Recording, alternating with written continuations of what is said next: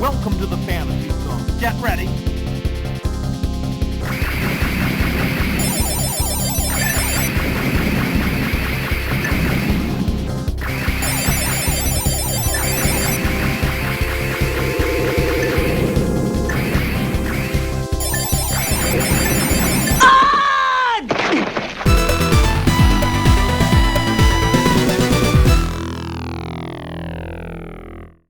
Hey there, so I promised that I would make an update video for September, and we're into October now and I still haven't done it.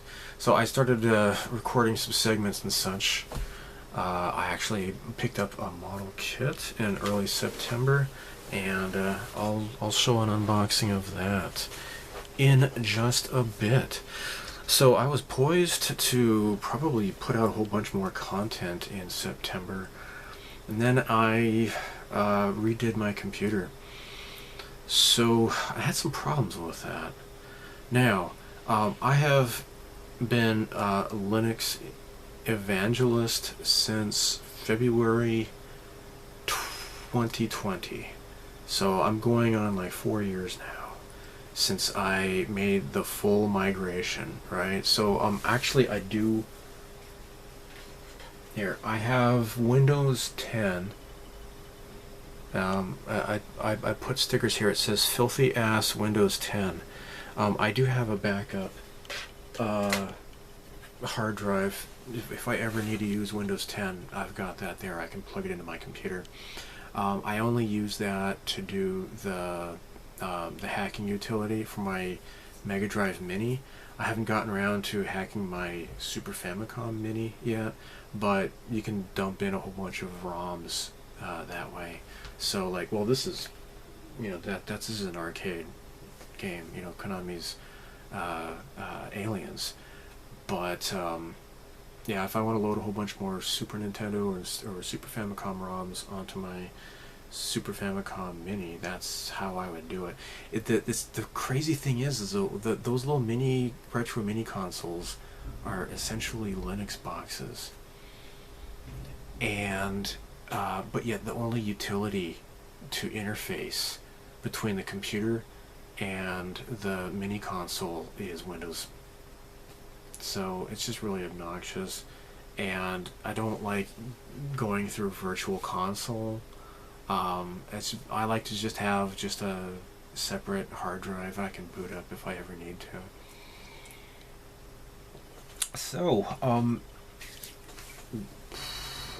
my first build was Linux Mint Mate version 19. It's called Trisha, and I had that for about a year, just over a year, and when I did a full computer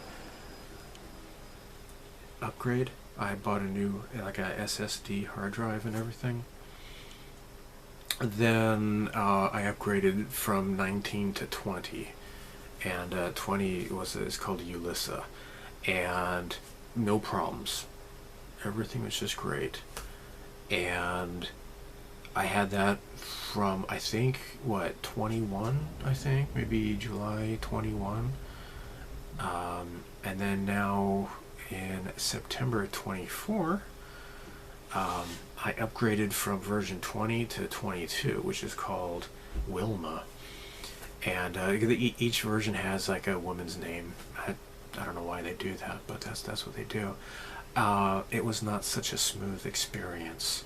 Now, when I upgraded my computer, I needed a GPU because my previous computer, it was an integrated graphics GPU, right, graphics processor, into the the motherboard, or the CPU, I should say. They no longer do that with AMD chips, I guess, and so I had to buy a graphics processor card, like an actual graphics card, and I haven't had to buy one of those since like, I don't know, sometime in the 2000s or so, I guess, and early 2000s, man, I can't even remember, maybe the 90s, I really don't remember. For a while it was really convenient that they had everything built in.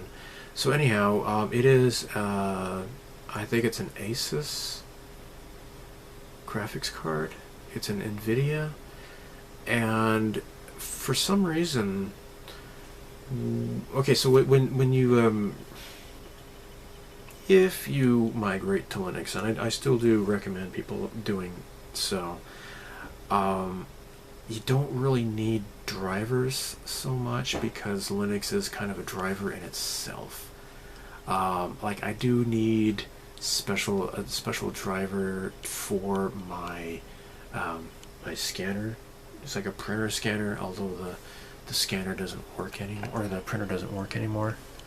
See this thing right here, and yeah, it doesn't print anymore. But I use it for scanning and such, and I just scanned my my ballot, right, for the overseas ballots for Arizona.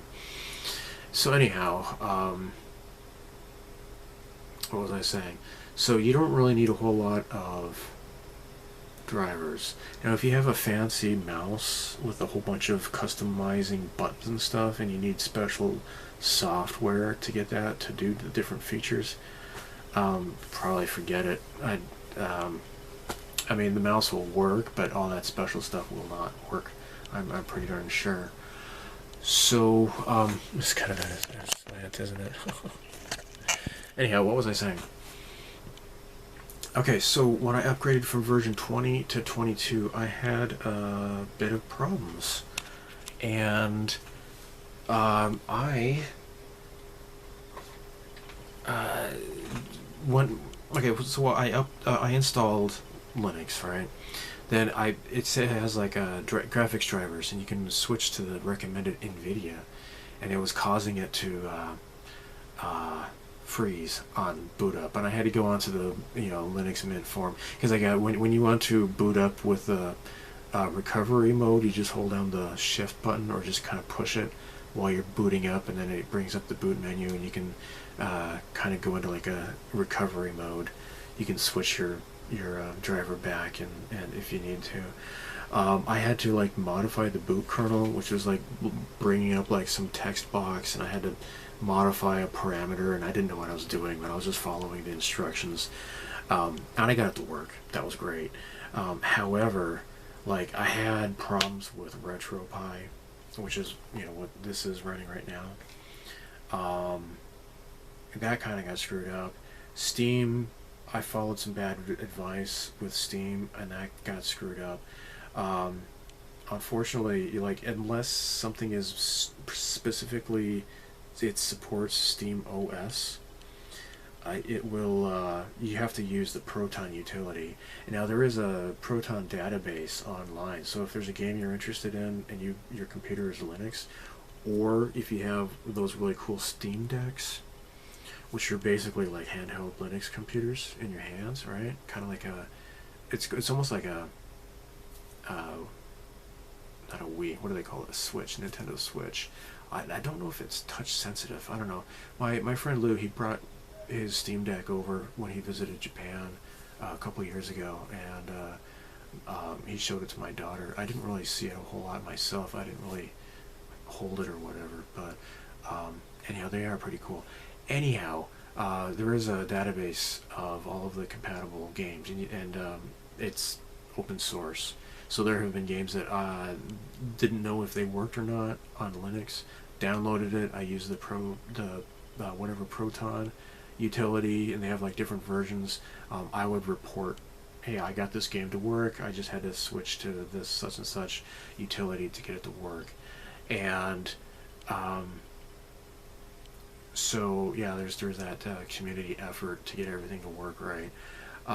Anyhow, I was on the bulletin board on the Steam community, and I was wondering like where are the config files that has like for each game which version of the Proton to get the game to work and such like that. And somebody suggested just like copying like the entire thing over, and that was like, I don't know, like 500 gigabytes of game data, and it was just like it took forever. right? Because it's a SATA hard drive, but it wasn't an SSD hard drive, and it's actually faster just to download the games directly from the Steam server. So anyhow, I ended up deleting some files, and then Steam wouldn't work, and so I had to reinstall all over again. So basically, I went through 3 installs of Linux Mint. It's working now. I don't want to touch it. It's just I just it was kind of a pain in the butt this time around. I don't know why exactly. I think there's just some issues like with the NVIDIA driver. I think it's getting old, whatever. So yeah, that took a bit of time.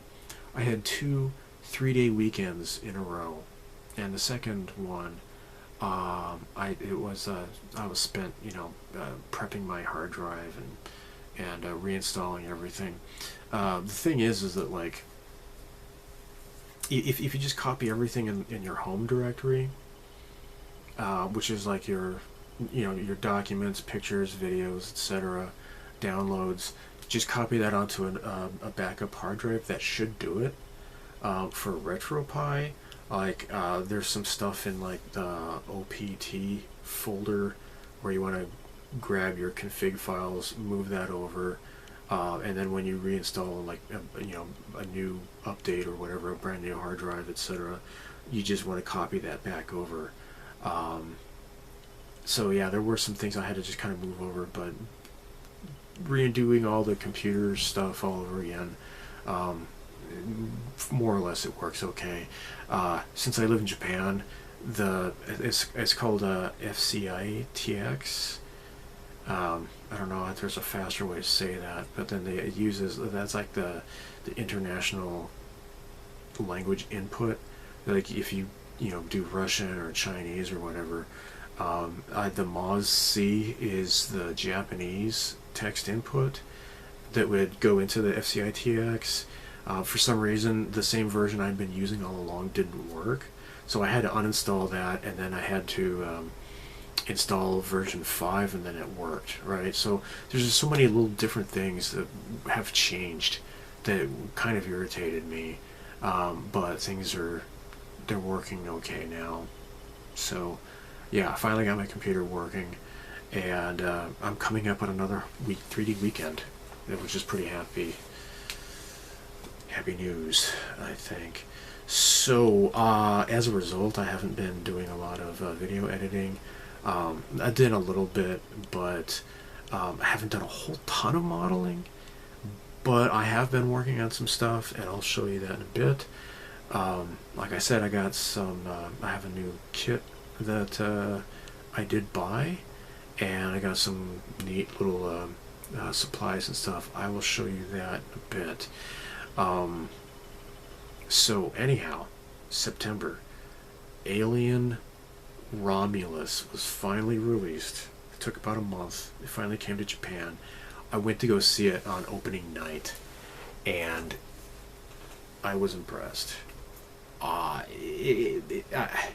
It went into, like, it mentioned the Prometheus just a bit, and because I've never subjected myself to that movie, it just went in one ear and out the other, and I was happy that I didn't understand it. I don't really care.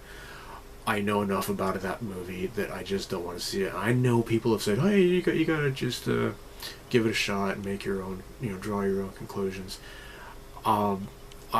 It's kind of the same thing with Star Wars prequels. You don't want to see Darth Vader as a cute little boy.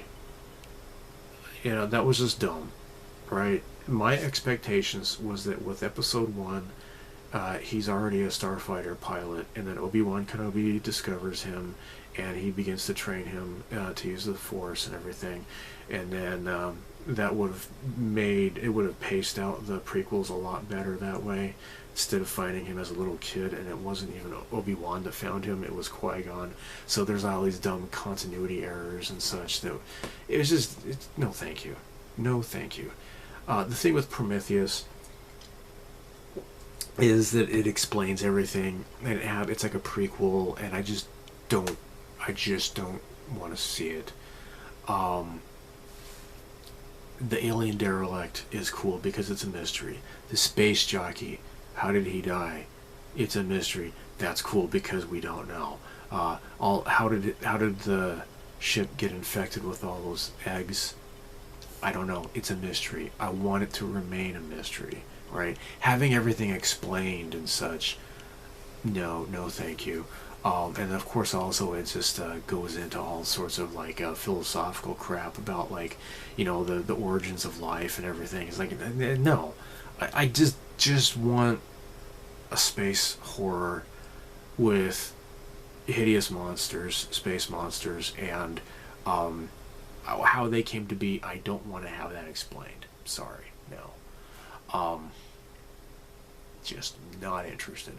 Although I do kind of want to eventually someday read the Silmarillion for the the Lord of the Rings. One of these days I might do that. But anyhow, yeah, I'm not at all interested in watching Prometheus, and I don't care. So anyhow, when Covenant came out, a coworker told me it manages to even be worse than Prometheus. Don't even bother watching it. And then I just recently learned that Jussie Smollett is in that movie. Oh my gosh, Mr. Hoax, hate crime hoaxer guy. Yeah, just another reason to hate the corporate media, because they just went all over that, and people who were doubting it, they demonized them and called them conspiracy theorists, and how could you you don't want to you're trying to silence his voice, and he's been attacked, and it turns out it was a total hoax. It was all fake. So the doubters who were silenced and censored, they were right all along. Just that's kind of a consistent pattern that we have these days, So, Alien Romulus. I had seen gameplay of Alien Isolation on YouTube. Like, the first, I forget his name, I watched him play through the whole game. Then I watched PewDiePie, and I watched that playthrough with my daughter. This is like 8 years ago or something like that. And that game showed Hollywood how to make a movie and yet keep it with the same atmosphere, the same feeling of the originals, right? It has like the same lighting as the 1979 original Alien movie. Just so cool. It's just they nailed it perfectly, right? With the gadgets that you use, all the static and the CRT monitor look and all of that. It is just so fantastic. Incidentally, that game went on sale. They had a big Sega sale on Steam, and I picked it up for a decent price, like a really low price. It was like 80% off or something crazy like that. I only paid like maybe close to 1,000 yen or something for that. And I was afraid that my graphics processor, my GPU, would have been too old to play it, but it's just barely. It's just a little bit of noticeable slowdown at times, but it is playable. And I've been playing that, and right now I'm at like, I think we'd call it like the 3rd level. I'm in the hospital, and I have to get some medical supplies and then get out because the alien keeps stalking me through the medical bay, right, the hospital part. I was just playing that just before dinner, and like after I'm like kind of switching and stuff, because usually I'm too chicken to play survival horror games, but I'm like, this is Alien, that's it's not zombies and stuff, you know. And it's aliens, so I do want to play it. So it would be cool just without the alien and just walking through the setting in that game. Just the it's perfect. They nail the atmosphere perfectly. And thanks to that game, I'm sure Alien Romulus kind of built on to that, because I think there's like a stun wand or something like that, and they even mentioned in the movie that you can use that against an android or something or other. I'm pretty sure you get a stun wand or something like that in the game. So yeah, there's a whole lot of references to other stuff.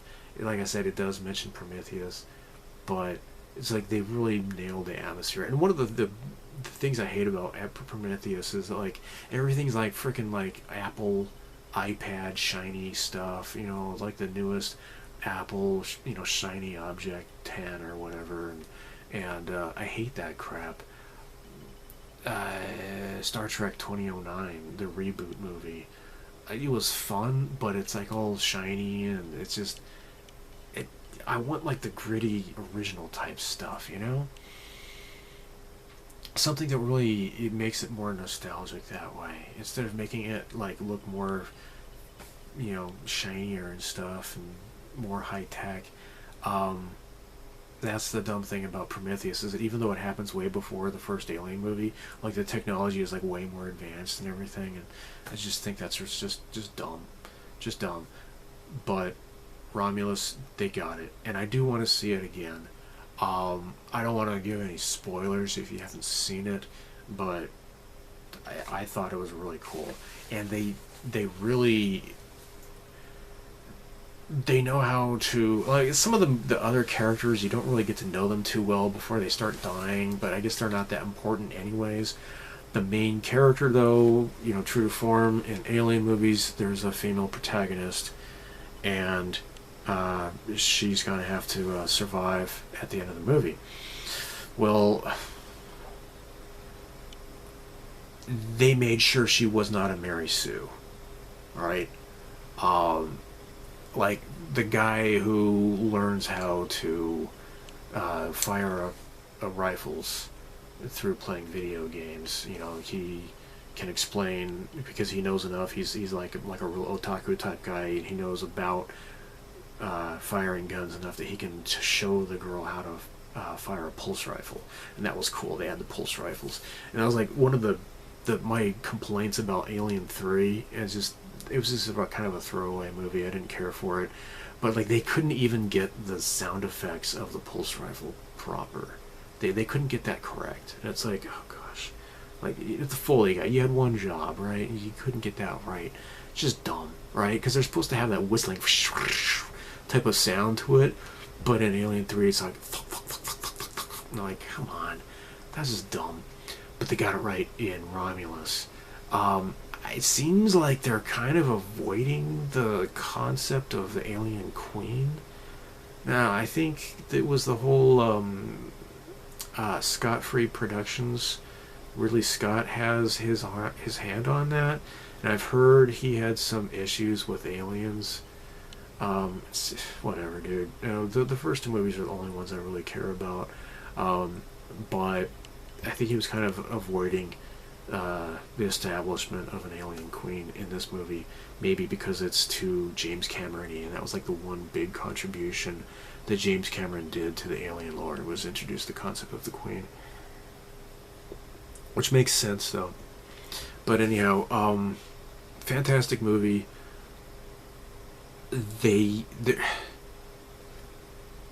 My only gripe, of course, and everybody else has the same gripe, is the "get her away from her, you bitch." They had to recycle that line, and it really cheapens it, because it didn't really fit in that movie. They put it in there, they thought they were being cool nerd kings, and oh, look at us, we just put that in there, everybody's gonna like this line, haha. No. should have left it out. If he could say get away from her, all right.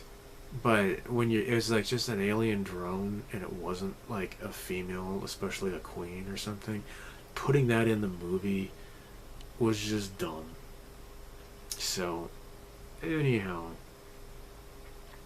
I do want to see that movie again. I really want to see it again.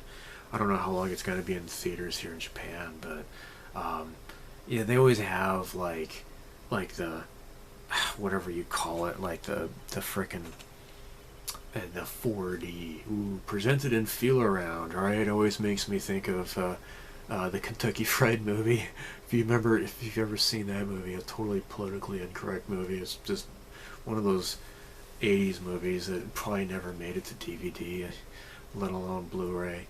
But I don't want to get stuff squirting me and having my chair move and all that crap, like you're at frickin' Star Tours at Disneyland or something. I just want to sit down in the movie theater and just watch a movie. Fortunately, when you watch something in English with Japanese subtitles, that's never in the 4K theaters or whatever they're called.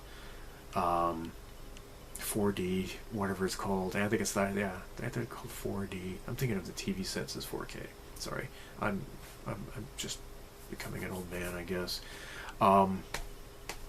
Yeah. When you go see a movie with English subtitles, it's just a standard traditional projection.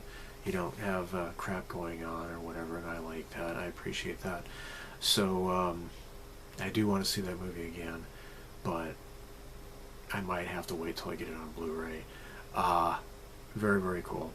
And plus I'm playing the isolation game now too, and that's just really fun.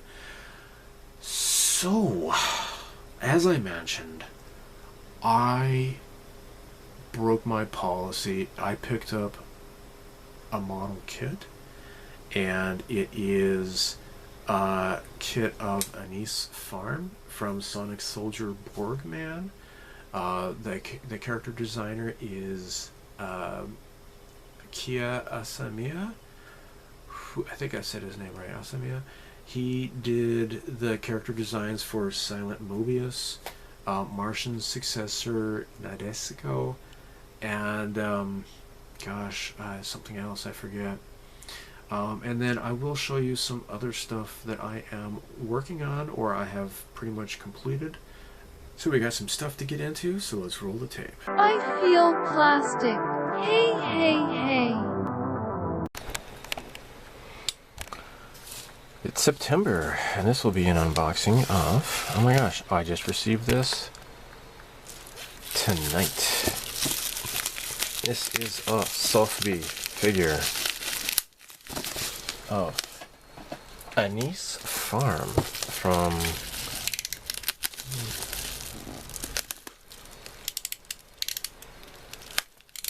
There. Sonic Soldier Borgman.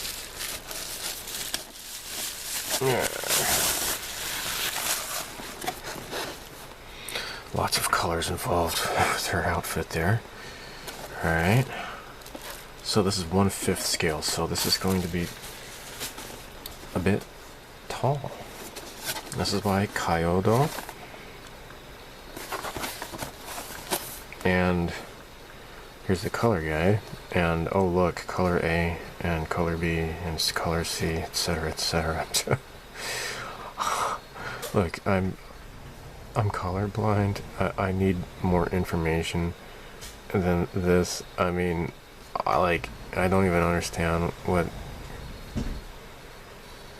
color C is, or color I, or most of them. I mean, I don't get it. I mean, that's black, that's white. Shoot, I mean, that's yellow.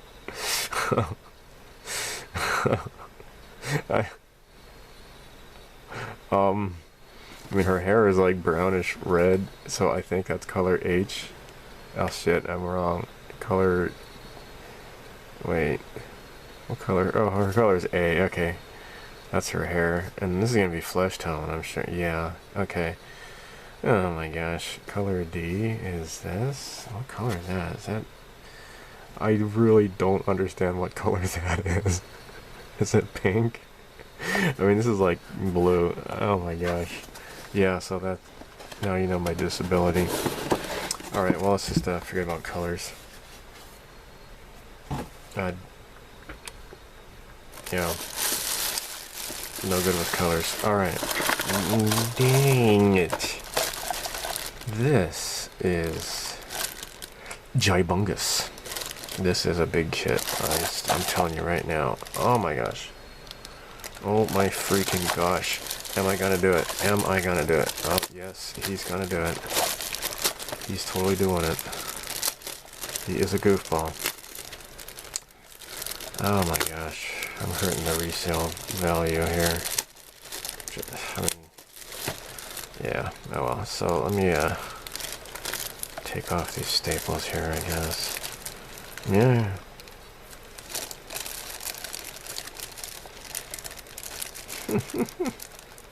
Have some fun with Miku. There we go. Yeah, I thought I got it all. Apparently I was wrong. Alright. That was inelegant.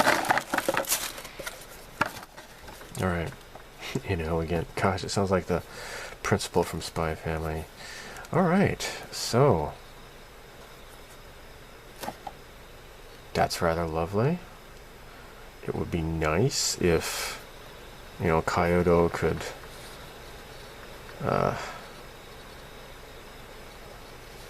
do me a favor and, you know, having her head like separate parts. It'd be easier to, much easier to paint it that way, but, you know, oh well. So she's got a mini skirt here, and oh my gosh, you can see her panties. Some slight camel toe action there. Very ever so slight. And so she's got stockings, right? So at least you get the part separation that way. And then of course you got her boots. And then what's this? Oh, that looks cool. Looks futuristic. I don't know what that is, so. Alright, well let's look at the thing here. So she's got some parts on her side. I'm not sure what that's all about. Oh, okay. Alright, yeah. That thing I just showed you. That's like a collar, and it shows you how to do the paint. Painting the eyes here. Right? So you do the light gray for the eyes. Oh, that's interesting. And then it's gonna be dark. The dark part, and you're doing the highlights. I don't know.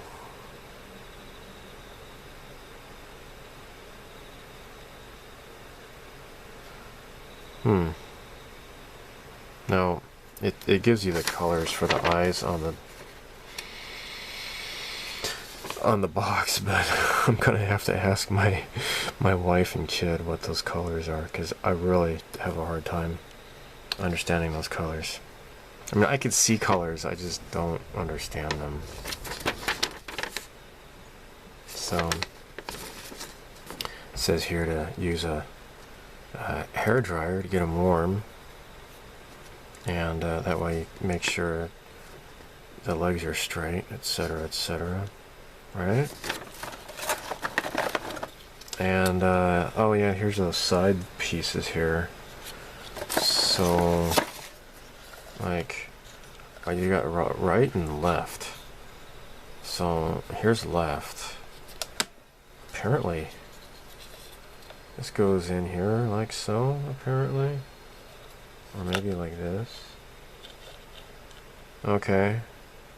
Maybe it fits up inside there, and then the arm.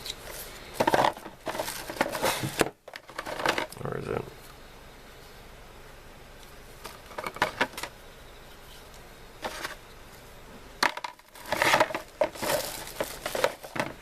Oh, okay. I am the arm. Alright, so you got the... Okay. Yeah, so she's a teacher slash I mean, if you've never seen it, I mean, she has like this battle suit. It's very, very much like Bubblegum Crisis. It's kind of like a Sentai kind of a show, but it's anime. And you might be familiar with Zillion. Now that was released in English for sure, and that was by Sega, right? And then Sega, as a kind of a follow-up, they did Sonic Soldier Borgman. I got like maybe 10 episodes into it. I was watching it on a streaming service. So yeah, she's got like this fancy ass wristwatch. I think they push the button and like their metal suit. It's kind of like an Iron Man kind of a thing going on. And so she's got her thumbs up. She's like, hey, yay, right? And then her other arm is like, you, yay, right? I think. If not, I don't care. But yeah. Oh, you know what? Yeah. No, she's like this. Yeah, she's not like, hey, you. I don't like your girlfriend. It's Taylor Swift or someone saying that. I don't know. That's stupid. No, it's that woman who has got like, she wears more eye makeup than a NFL quarterback. Avril Lavigne, yeah, that's super skank. So anyhow, yeah, this is an official Kaiyodo.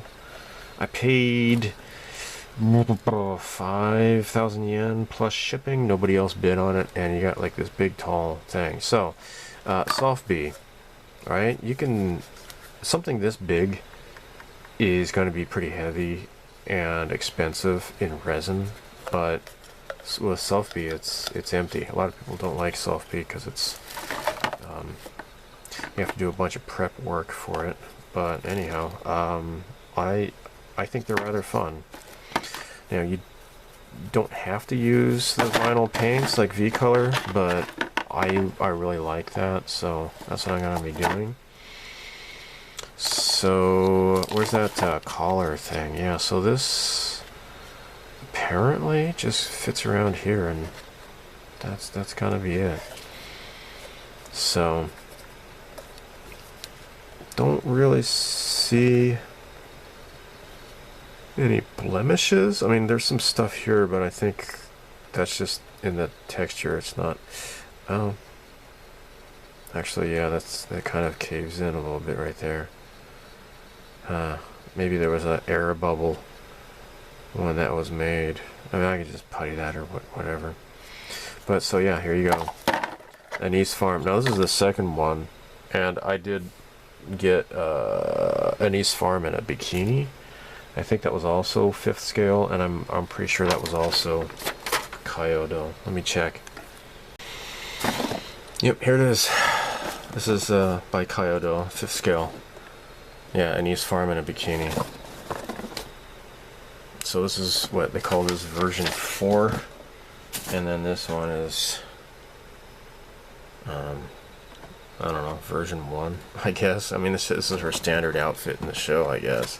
It'd be pretty freaking awesome, actually, if they had one of her in her Borgman, you know, her battle armor, because it's just so freaking cool. But yeah, so like I think if I remember right, they push their watches, and it's just kind of like that battle armor just kind of like flips out and just kind of forms over them, right?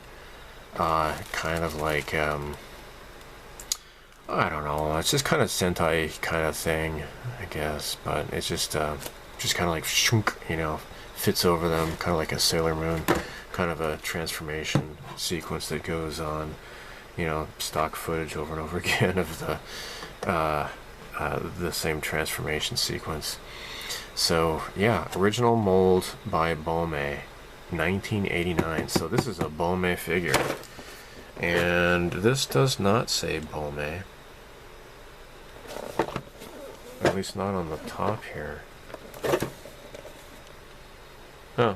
Oh, you know, right here. Yeah, it says sculpture by Bome. Yeah, it says right there. So yeah, these are both Bome figures. Swanky. Alright, first things first. The Y-wing is more or less done. The thing about this kit is, maybe I did something wrong when I built it, but the front landing gear sits way too high, so this thing was like pointed up, and these nacelles, the engine nacelles, were like almost scraping the bottom of the, you know, the scraping the mat here. I'm gonna call this complete. I had to cut sections of this out and then reattach them, and that's just the way it is. And good thing that pewter is kind of soft, and it made that a lot easier. So all the wiring that I had to add onto this has been completed. I'm kind of happy with how that astromech sits in there. The nice gloss black, right? That's just, it's all painted with the V color paints, right? And of course also this was, I'm really happy that this Mr. Color, I forget what's like 354 or something or other, is a very close match to the V color light gray. I'm just very happy. It's almost the same color. I really can't tell the difference. Yeah, unfortunately, it's just kind of strange. It just kind of sits back like that. It's kind of strange. I would imagine it's supposed to like sit like completely flat, but the way it is, it kind of tail goes down just a little bit. I don't think it's drooping. I think it's just the way that the kit's made. I don't know, but I'm calling that complete. Deedlit, I started working on her eyes. I haven't really painted her eyes yet. But yeah, the body, oh man. Like the colors. Somebody on Odyssey said that the definitely perfect color match for like Dungeons and Dragons type colors. Really happy with how this goes. I need to do some chalk weathering. I was just painting tonight when I got home, like these little bands that go on her boots and such. I was hand painting that. Almost done with this. I have resumed work on Nadia. The 3 Nadia kits. These are also the soft B kits, right? So I'm doing a whole bunch of soft B now. I'm just really in the mood for soft B. I'm not in the mood to do any electronic kits or anything like that. Yeah, I've got that that Nissan Fairlady Z. That's an Odyssey exclusive, and you're not going to see that just yet. I need to get in the mood to build that. I have been working on decaling the P38 Lightning, which is also an Odyssey exclusive. So go to Odyssey and check that out, or else I'll never be your best friend, okay? And I have also been busy working on decaling the Puking Dogs. It looks super neato. I am happy about that. Working on decaling as well the Zentradi ships from Macross. These decals, they were old, they were a bit stubborn, had some difficulty with them, but I got them to work just fine, more or less. I have been also working on the kit. Where is it? Here it is, I found it. Okay, so I lost the decals. They were just too old to use for the green stripes. For the Kakizaki's Valkyrie from Macross. So I am doing this myself. So what I was doing was just tracing this to get that through there. And that's how I came up with this, okay? This is something I started on a very long time ago, but I have I've been working on this. This is a Dead or Alive Lei Fang kit, right? I picked this up maybe close to 2 years ago, and I'm finally getting around to it. So yeah, this is going to look really cool when it is finished, I do hope. And I've been slowly working on this, and most notably working on her dress, because the way this is that you have to basically do the back side of the dress and then attach it and then paint it. You know, because she's already wearing the dress here, right? So this is gonna, you know, cover up her cooch here, and maybe this might be the back. I can't remember. Yeah, I think this is the back. Anyhow, you have to glue this into place and then fill in the gap and sand that down and then reprime and then start painting all over again. It's just the way that this China dress fits over her. That's just the way it is. So, other than that, I know one guy has mentioned more than a few times that he is looking forward to seeing my completed kit, the Hasegawa Armored Valkyrie. I am more or less done with this thing. I just need to, finish the hands, and I know I keep saying that like every update or whatever. I've done the hands, but I still I went over it with the panel liner. I want to do it again because there's a lot of detail I just missed the first time around. But more or less, once I finish these hands, then it's done, right? Like the gun pod here is completed. So yeah, fun times are ahead with that. And I think I may have shown this in a previous update video, but here's the 100 scale by Imai Armored Valkyrie. It's just that the arms stick out too much. I need to like pop these out and cut them to length and then stick them back in. Hopefully it's going to be that easy. Otherwise it might be a bit of a headache. I don't know. Q-Rao is complete. I just need to paint the eyes of the figure inside. I started doing that. I painted them white because I had painted them before, but it just looked kind of dumb. It's just that they're so small. I'll probably just need to use like a toothpick or like a middle pin or something or other to try to do the tiny detail painting. So I think that's what I've had on my bench this whole time.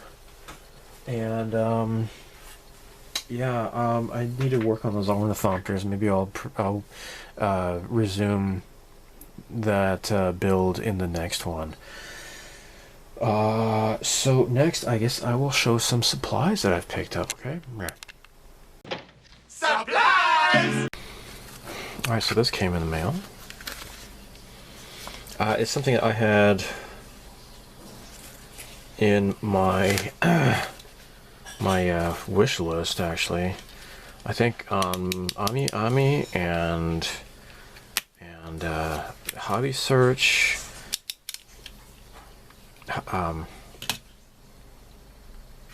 Yeah, HLJ. I just could not find this. And then I did a search for this on Yahoo Shopping, and I found who was selling this. They were called Post Hobby. Yeah, and so they're actually on both the Yahoo and Rakuten. So this is a lot finer than I thought it was going to be. Alright, so this is by Yan Model. Oh wow. Look how shiny that is. Now this is photo etch here. This is totally photo etch. And I'm going to...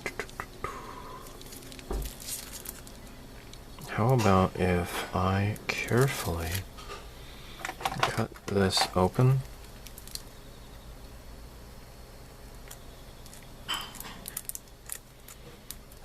This is a weathering stencil, okay?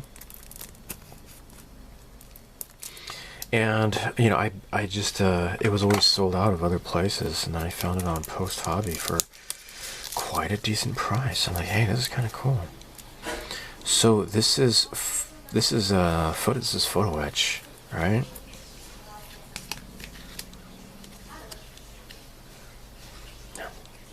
Trash.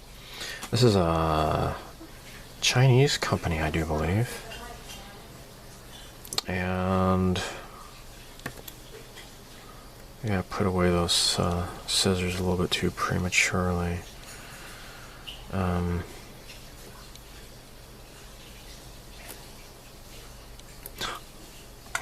Yeah.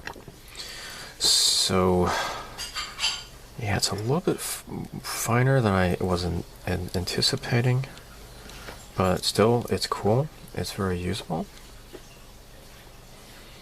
Now, if you have followed my builds, I'm still working on, at this point, the Macross Valkyrie by Hasegawa, as well as the Doyusha / Academy Puking Dogs F-14 Tomcat. I used something similar to this on that build when I was doing the weathering.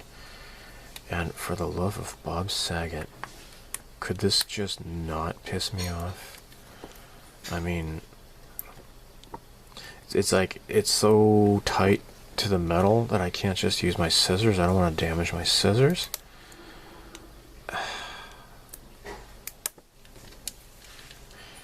Slide this knife underneath the plastic. There we go. Oh my gosh.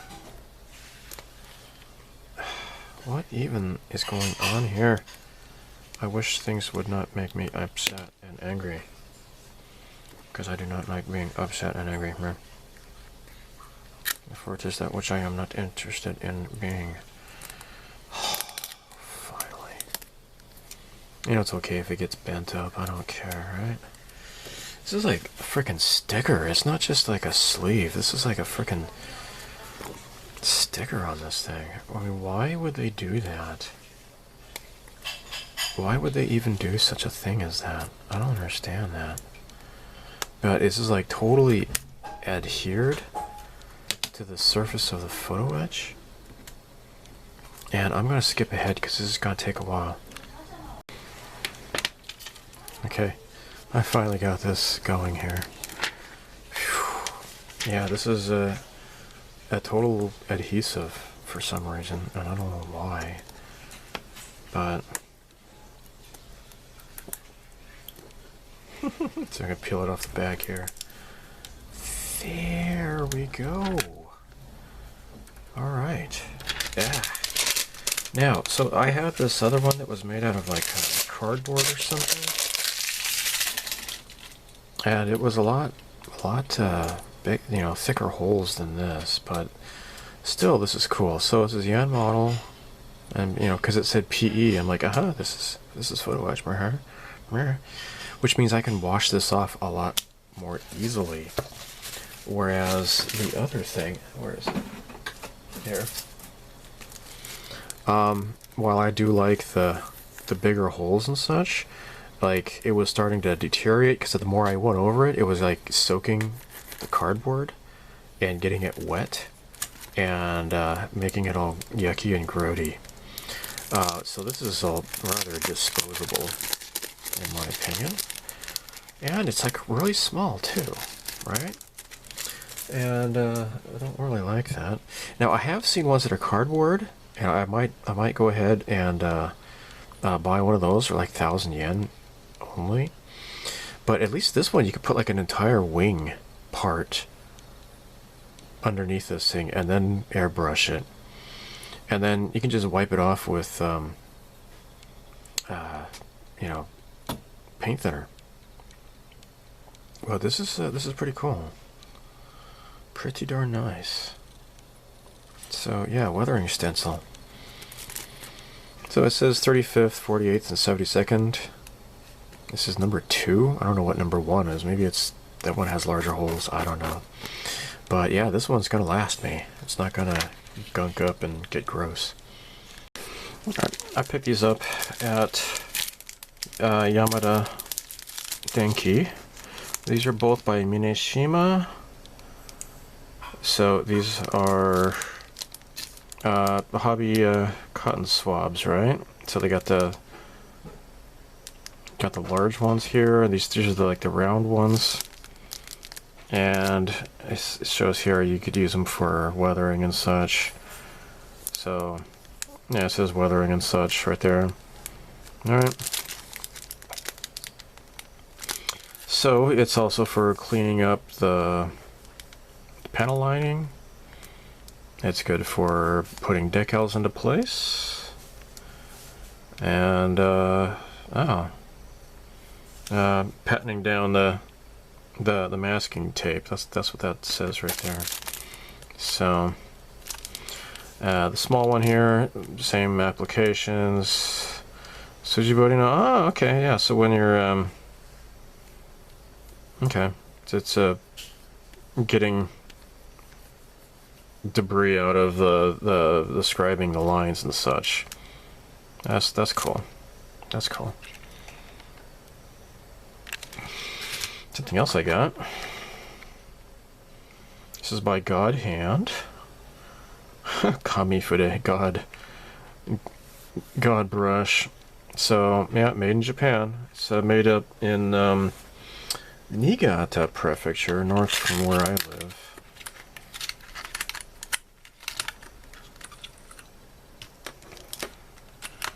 Check this out. Oh, come on.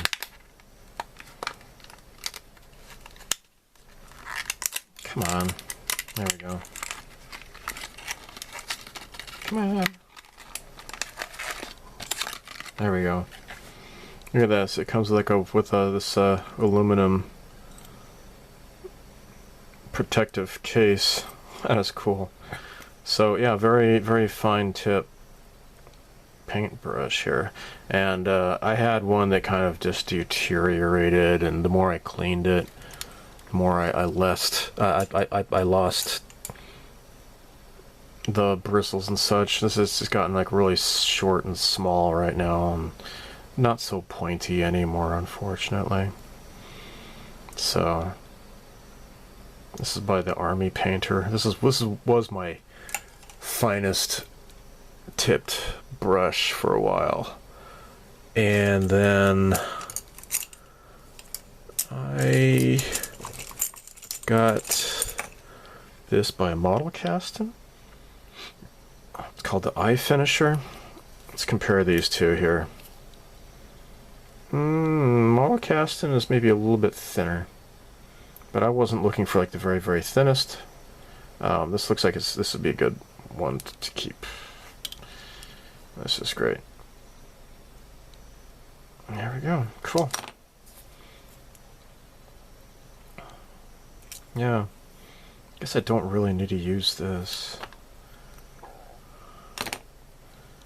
Right? I mean, you could do that, but you could also possibly damage it when you're putting it back on. However, this is a lot wider, so yeah, neat stuff.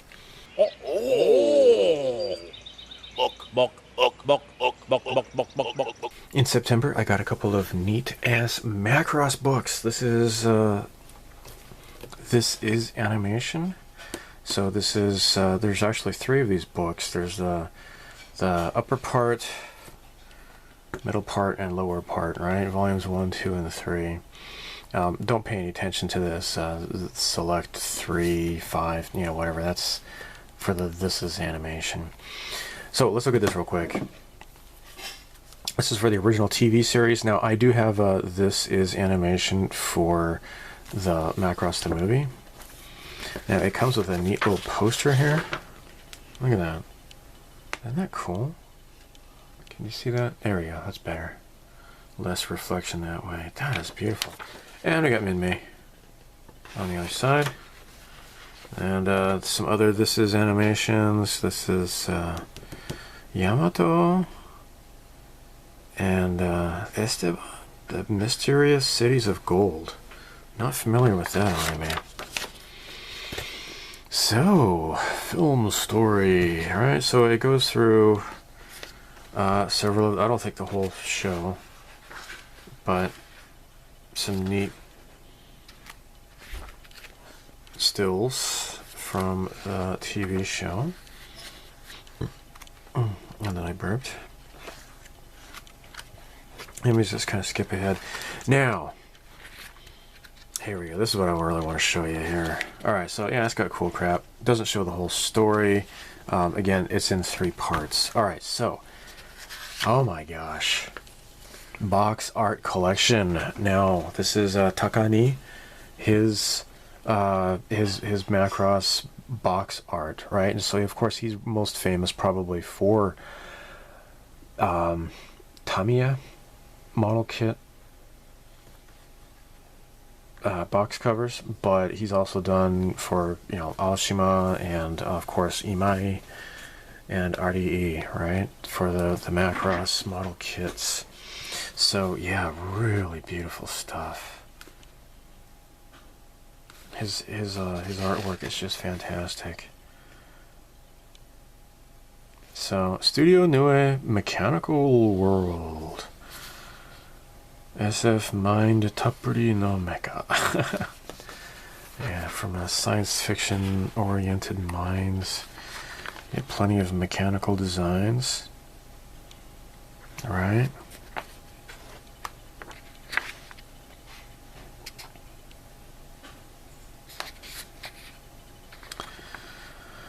So, of course, you got the famous Shoji Kawamori designs, right? But also the Zentradi and the SDF one. That was oh gosh, what's his name? Shoot, Ted. Oh shoot, I'll come across it here. And yeah, look at all this really fantastic looking artwork here, right? These are like cells from the show apparently. It's just beautiful. And of course, Mikimoto, right? He did the designs for the characters. So it's really 3 people who did all the really fantastic designs.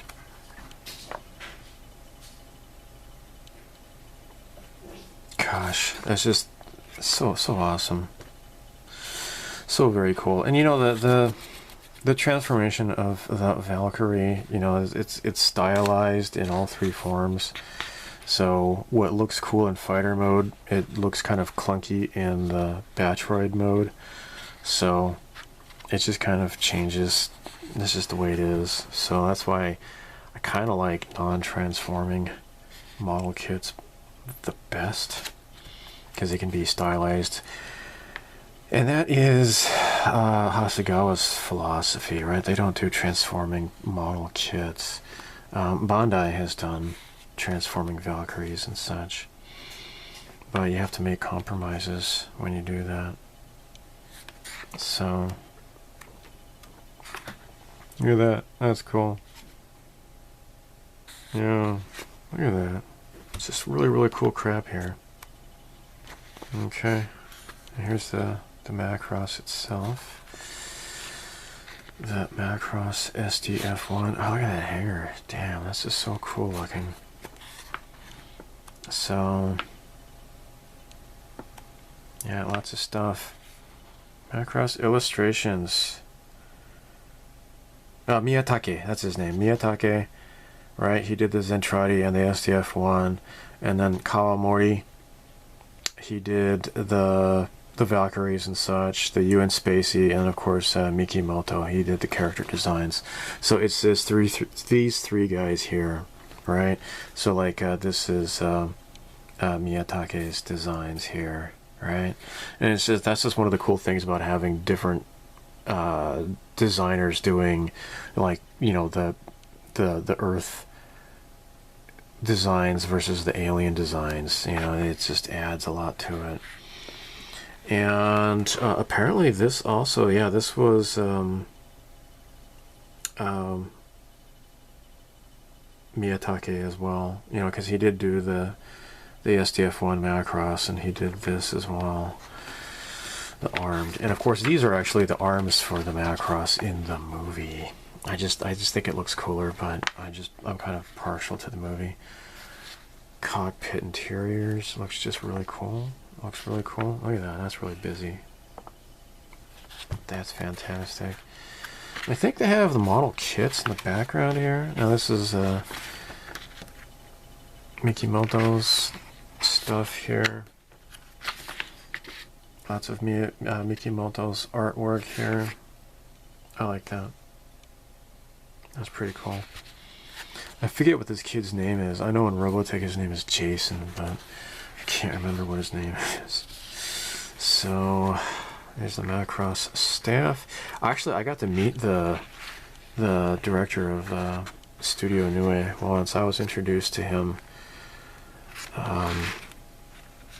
when I went to Wonder Festival. This was many years ago. And because there was a guy who was doing model kits of the Zentradi ships, you know, like I'm making right now I'm making those RDE kits. So yeah, so check this out. This is these are Takatoku. Now this is die cast models, Mechanic Collection series. I mean, this is like does not even come close to what you're doing now with like the Bandai Chogokin stuff. I mean, hell, they have this. I think I saw it at the toy store in Nagano Prefecture. I think there was like it was like a Chogokin of like the monster, I believe. The destroyed monster. It just looks so awesome. It looks so cool. So this is a sofubi toy of the Valkyrie. Look at that puzzle. They got Macross Robo case, whatever that is, I don't know. And 155th scale, 155th scale die cast model. So again, you know, proportions always get wonky. I would love to have that umbrella. Holy crap, that is just so awesome. I mean, it's so awesome you'd be afraid of using it, you know, but make all the kids in your neighborhood jealous of you and stuff. These are what? Mobile kite? Oh, these are kites. Ah, cool. This is a soundtrack here. And I guess that is it. Oh, I thought they had model kits in here, but these are just toys and collectibles and stuff. Alright, let's move on to the next one. And I don't have the third one. The third one goes for a lot of money, actually. I'm kind of disappointed. No, yeah, these are just like, you know, there we go. There's Minmay. That's great. That's great. Just stills from the opening sequence. Alright, film story. We're just kind of continuing the story here. Got the 3 spies and all that. This is when Roy gets shot down. Macross illustrations. Here we go. Kazutaka Miyatai. That's his name. Kazutaka. Yeah, whatever, huh? Alright. More awesome artwork. Oh my gosh. Oh my gosh. There's Media. She's being micronized. Just an original character. There's Roy. Oh my gosh. And he caught her when he's a little boy. I didn't know there was that big of a age gap between the two of them. I guess he is considerably younger. At least maybe 10 years younger, actually. I'm guessing. And there they are growing up. Da, da, da, da. Is that Sammy? Just getting ready for taking a bath. There's Kamjin. That's cool. That's cool. Oops, hold on. Is that all for the... No. How to karate. That's funny. That's great. Alright, what's next here? Oh my gosh. There's the monster right there. Look at that. Dang, that's so cool. Sato Hiroaki, I think. Let's go back here. Who's Sato?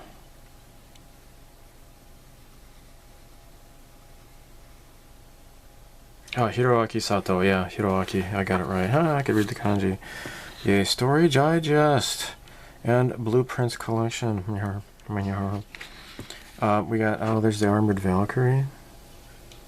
That's great. Oh, dude, I want binoculars that look like that. That would be cool. Blueprints Collection.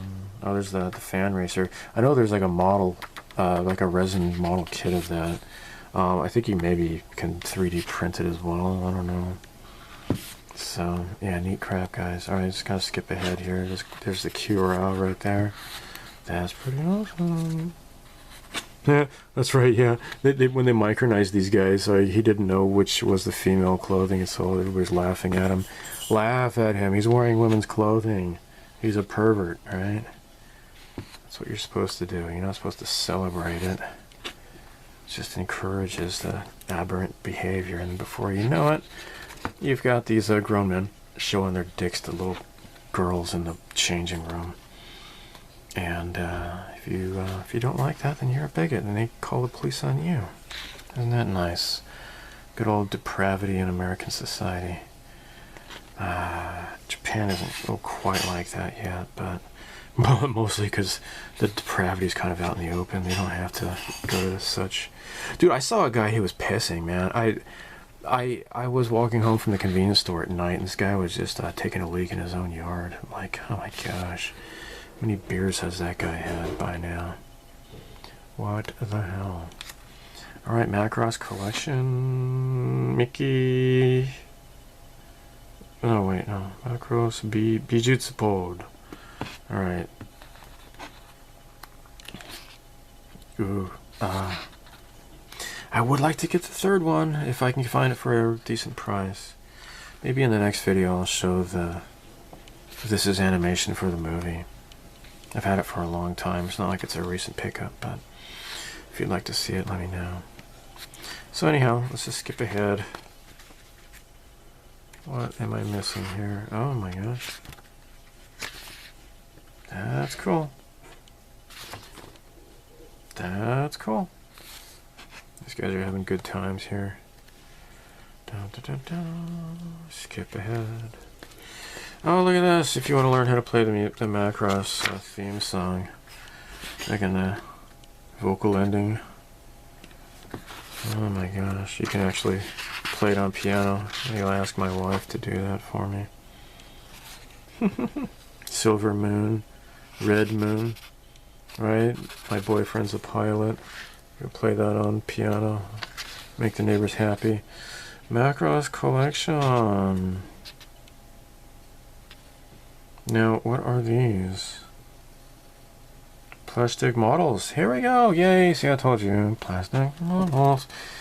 These are just some build-ups.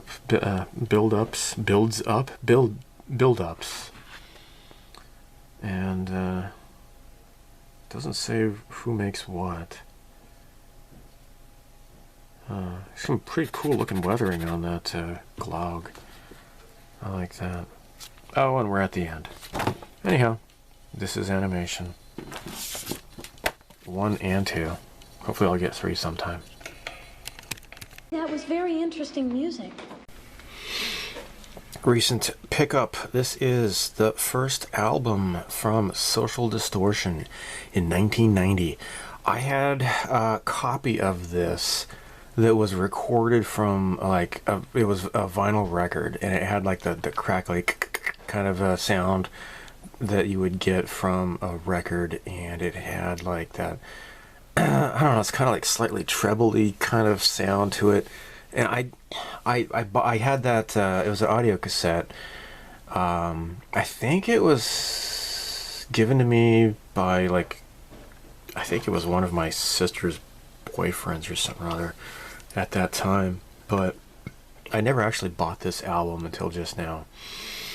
And yeah, that's just, I haven't listened to this album in like 30 years, and I put this in, and like I still had all of the lyrics memorized.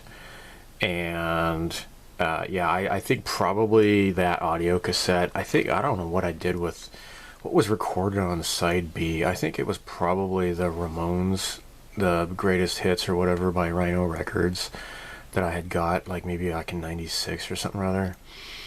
Although I don't know, maybe that was much later though, because I had this on audio cassette like in maybe 93, 94 or so. Maybe, I don't remember what was on the other side, but I listened to that quite a lot, and I believe that audio cassette, I lost it when my car caught on fire in December of 1999, right after I graduated college. So, anyhow, this album has,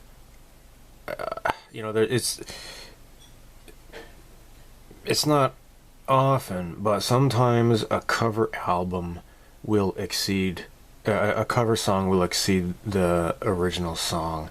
And as great as Johnny Cash is, their cover of Wheel of Fire, or sorry, Ring of Fire, not Wheel of Fire. I'm thinking when talking at the same time. I can't do that. Ring of Fire. It's just the tempo is sped up. It's just a really exciting song. I think it's way better than the Johnny Cash original, in my opinion. But yeah, this is the first Social Distortion album, and it's taken me over 30 years to get around to buying this. But I got this for like really cheap. It was only like, I don't know, $8 or something or other. But yeah, good stuff. Very, very nostalgic for my high school days. Questions? With all of the sofubi content I've been doing over the summertime, got a really interesting question, a really good question. This is from a user called Get or Go. He says, I'm having a lot of trouble with my V-color cobwebbing when I airbrush. Any tips on how to solve this? And he says he's using like a 1-to-1 mix, and I said, yeah, that's just way too strong. That is one of the frustrating things about V-color paints. You know, it's ideal for soft vinyl, right, when you're working on a soft-B kit. However, thinning it is, it really can be difficult, I think. And there's just that sweet spot that you have to get, and it just takes a lot of patience and practice. And even though like I think I've thinned it out properly enough, I get that it's spewing that cobweb crap, and I think you've seen that plenty in my videos before. It's just a really difficult paint to thin properly. So yeah, I said maybe a 1-to-2 or a 1-to-3 ratio. You just definitely have to use more thinner. Normies, get out! I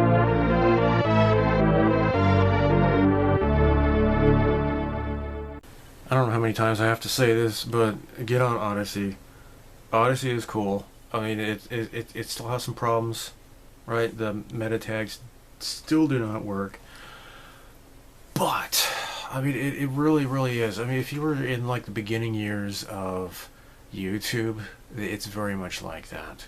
It's very cool. Oh, hey, do you remember, by the way, do you remember when instead of like a thumb up or thumb down for YouTube videos, they'd have like a 5-star rating and stuff? That was like, man, that was like in the first few years or so. And like your own personal channel, you could customize the colors and everything and the whole presentation. I kind of miss that. I really do miss that.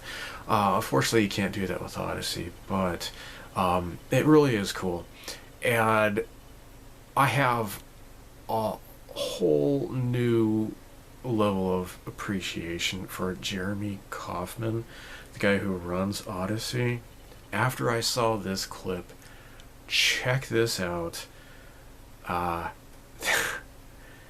These two FBI goons show up at his door, and he totally humiliates them. He just completely humiliates them, and they just came just to harass him. And he said, look, you know, there is a whole thing called the First Amendment, and you should be ashamed of yourselves. Well, anyhow, just watch it. You see what I mean. This is so cool. Watch this. Areas are Hey, how can I help you? Hey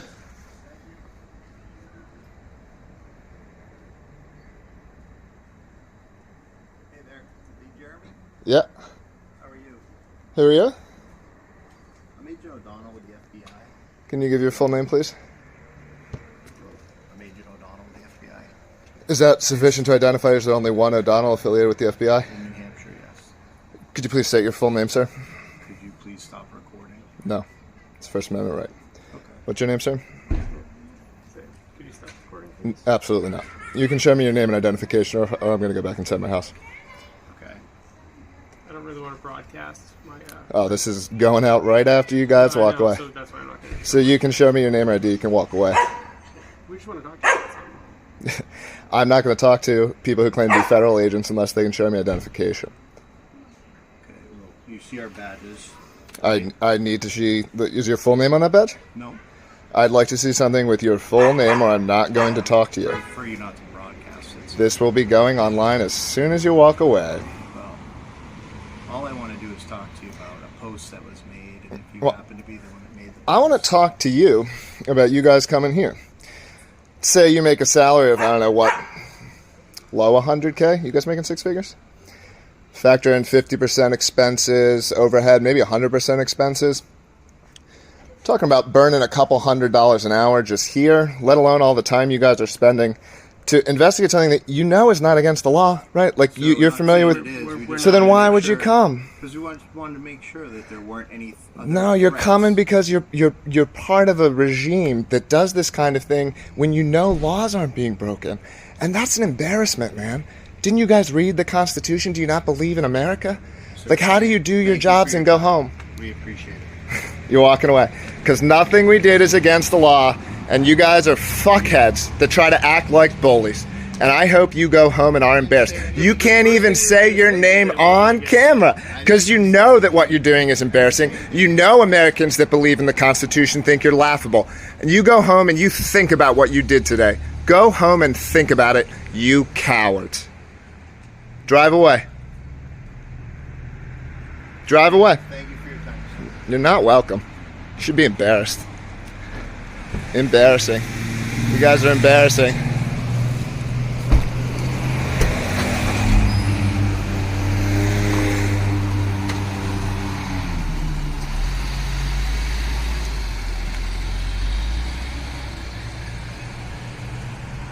Do you remember the previous update video? If you saw the last part of it, I showed some stuff that RFK was talking about BlackRock.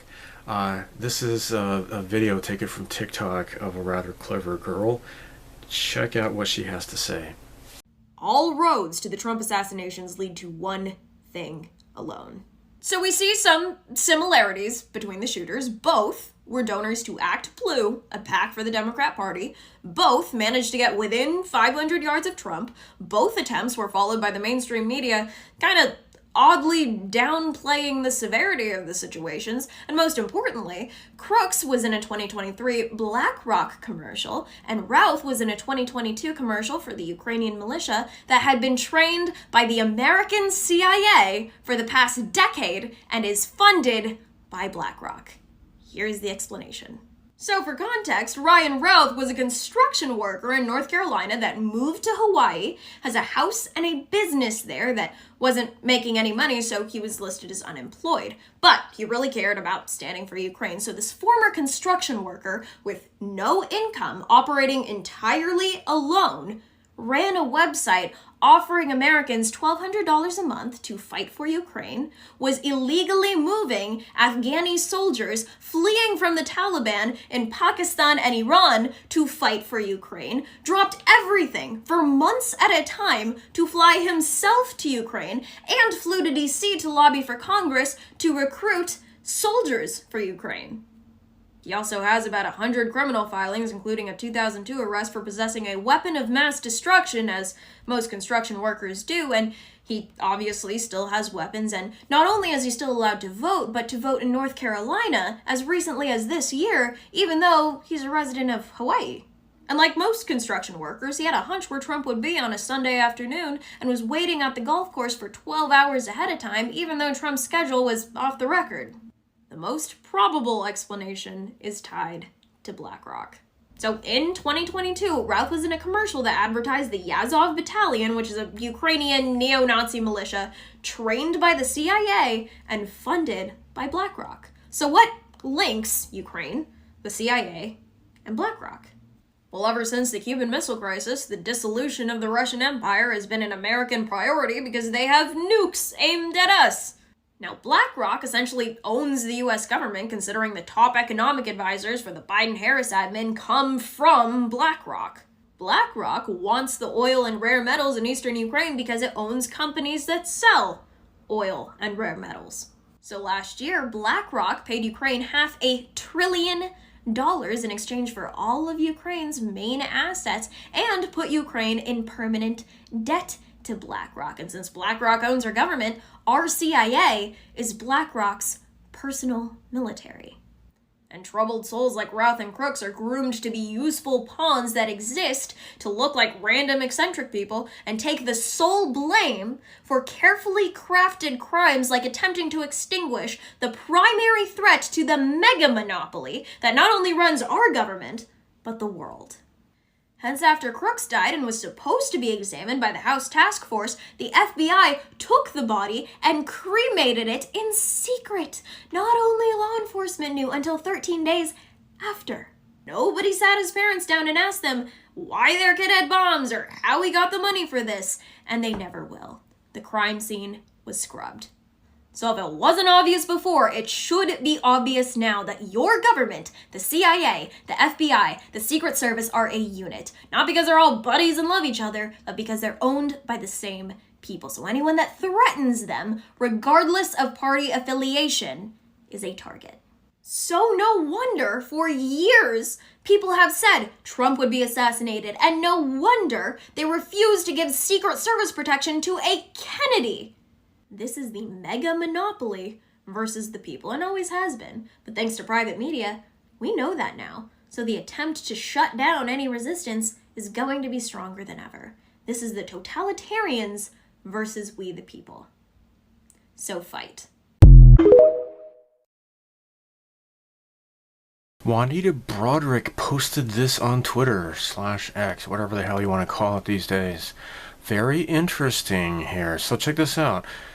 It reads here, wouldn't it be crazy if one of the richest lithium deposits in the world was right outside of Asheville, North Carolina? Wouldn't it be crazy if the largest lithium mining company in the world, 3 days before the flood began, submitted the permits for their mine right outside Asheville, North Carolina?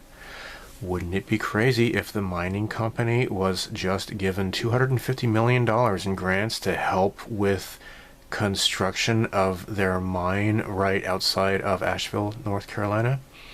Wouldn't it be crazy if less than a month before the flood started, BlackRock acquired 2.2 million shares of a stock in the mining company?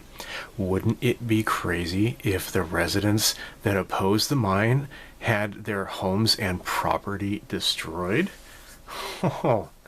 Now, if you're cool, you know who Juanita Broderick is. If you don't know who she is, she was raped by Bill Clinton, and he afterwards he told her, "You better put some ice on that," because I think he bit her cheek, or he punched her or something or other in the face. I can't remember what.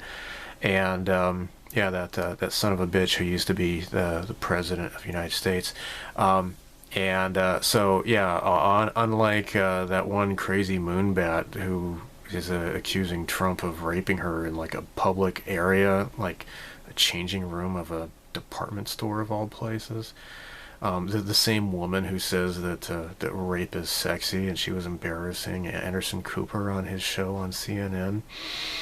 Juanita Broderick actually has, an actual story, and yeah, so she's, I think she was a staffer for Bill Clinton. Anyhow, up until she got raped, of course.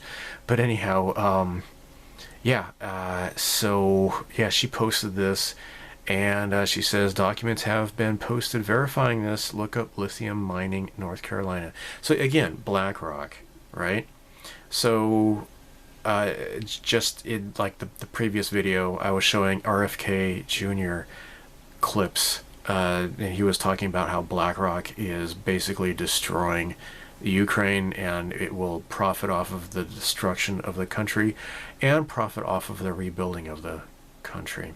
So yeah, BlackRock, again, it always pops up, doesn't it? Just anything evil that happens, again, it's BlackRock.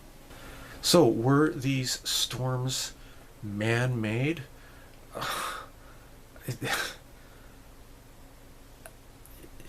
So okay, this is one of those things where it sounds crazy, and then when you actually look at it, and then you're like, oh shoot, it's actually real, isn't it?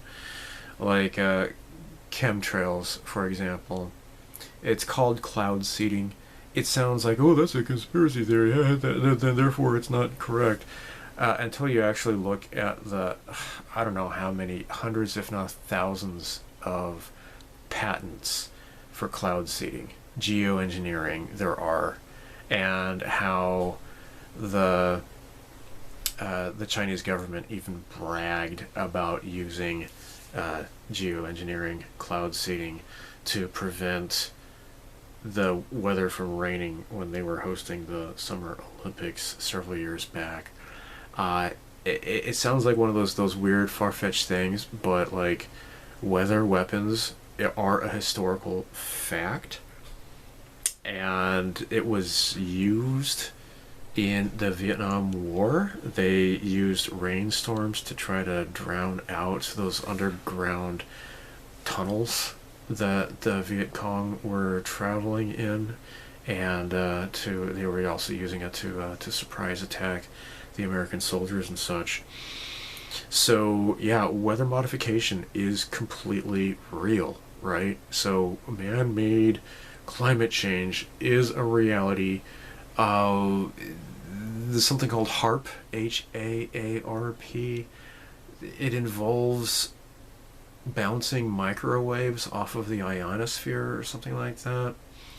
Now in the Vietnam War, they were just like flying through clouds and doing stuff to get it to rain, but what they can do now is just bounce the microwaves up in the sky, and they're able to manipulate the weather.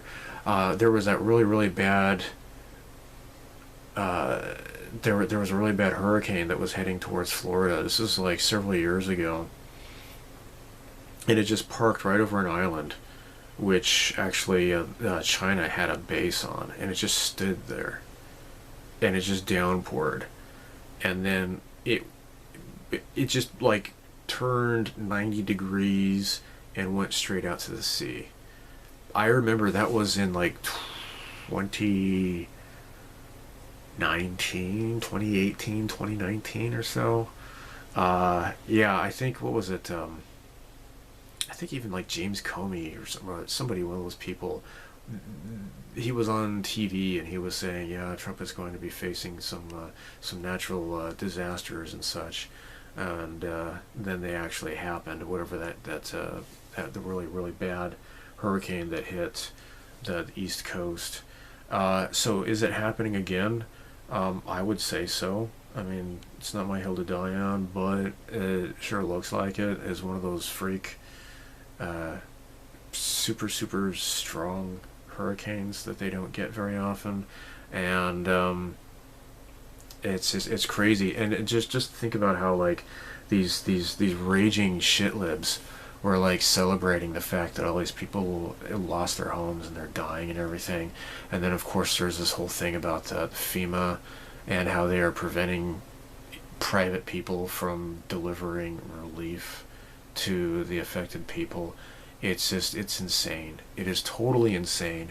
So they're so excited about the death and destruction, and they've posted videos about how happy they are that people have died and everything. It's insane. And so FEMA has already depleted all this money setting up these illegal immigrants into the United States, providing them cards like debit cards, gift cards or whatever, thousands of dollars, and setting them up in homes to live in, and all these crazy Haitians that are purportedly eating people's pets and such. All this crap is being spent. They're spending all this money, all this crap, but when people are losing their homes, like in Maui, or like again here in North Carolina and such, people are getting like $750, and that's it. And it just so happens that Bill Gates and BlackRock and all these people, all these entities had been focusing on that property in Maui, and the residents were refusing to sell their land, and then like houses were just completely zorched, like a car was like completely melted, and like people, but for some reason though, people with blue roofs were spared somehow. That the whole thing is totally fishy, but yeah, these people, they get like $750. So what, you can get like a Nintendo Switch and a few games, and you can actually play your Nintendo Switch while you live in your car because your house is gone, and the government doesn't have any money to lend you assistance because they've already sent $100 gazillion to frickin' Ukraine, the Nazis in Ukraine, or the frickin' totalitarians in Israel. It is completely disgusting. But then again, this is the Biden. We're living in Biden times. And speaking of which,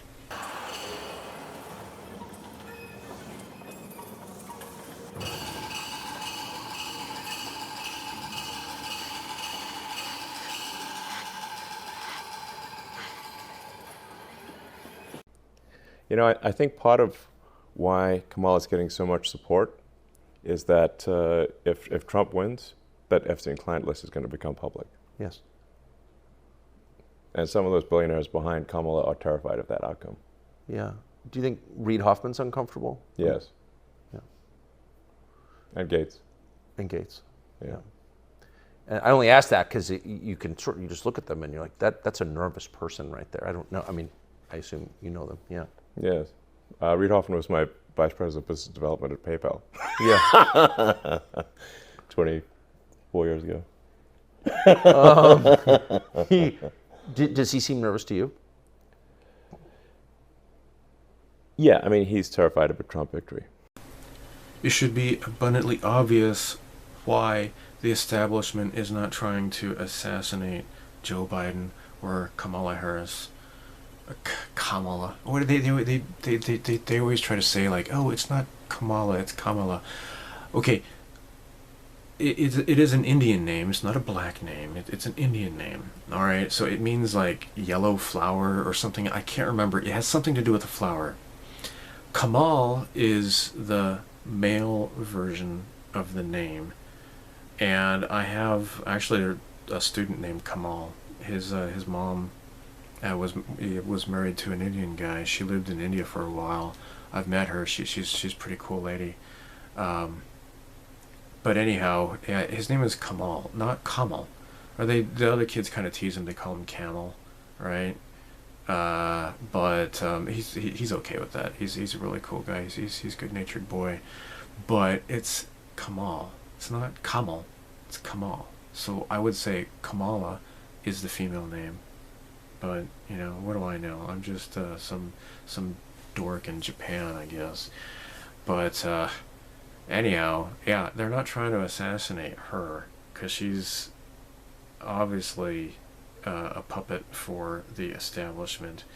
No, they're trying to get rid of the guy who is going to tear down their whole crap.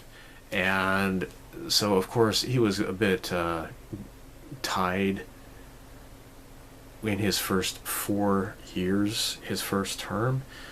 Trump was surrounded by a bunch of uniparty stooges, And but I think it's going to change because he's coming back, and he's got a huge mandate, and it's going to be glorious, and no one can stop what is coming. Nothing can stop what is coming. It's going to be pretty intense. But you know, I was saying that there could be a possible dirty nuke, some sort of bomb going off, but why stoop to that level if you can just use the weather to destroy you know, red state constituents and delight in their suffering. I saw like some reporter asked Trump about how he felt about his voter base being attacked like that. And he's like, I can't remember exactly what he said, but he's like, no, I want people to be safe. Right? It's not about what side of the aisle you're on. It's about, you know, your neighbors. That is what's important. Not this us versus them, this tribalism that tears everybody down. So was the whole thing a HARP weather weapon? Yeah, I wouldn't doubt it. I would not doubt it. And I would not doubt it if more bad things happen in the days ahead. I know that there was there were a couple of police sheriffs who had warned about rumors of like nationwide terrorist attacks on October 7th in the United States, because that was the 1-year anniversary of that false flag stand down order in Israel, while the IDF twiddled their thumbs and allowed their citizens to get murdered to give them an excuse to destroy Gaza. Fortunately, those terrorist attacks did not happen. I don't know though what might happen next. Just pray. You know, we're on the precipice of something incredible, and truly evil people do not want this to happen. Just like that clip I just showed of Elon Musk. So yeah, be safe. You know, be aware, and but at the same time, you know, enjoy your hobbies. It's life so far right now is maybe hopefully not too bad for you if you are listening to this to the very end. You got to enjoy life as much as possible, and just have hope for good things to come in the future. So hopefully I can maybe do another one of these videos at the end of this month, maybe. I don't know.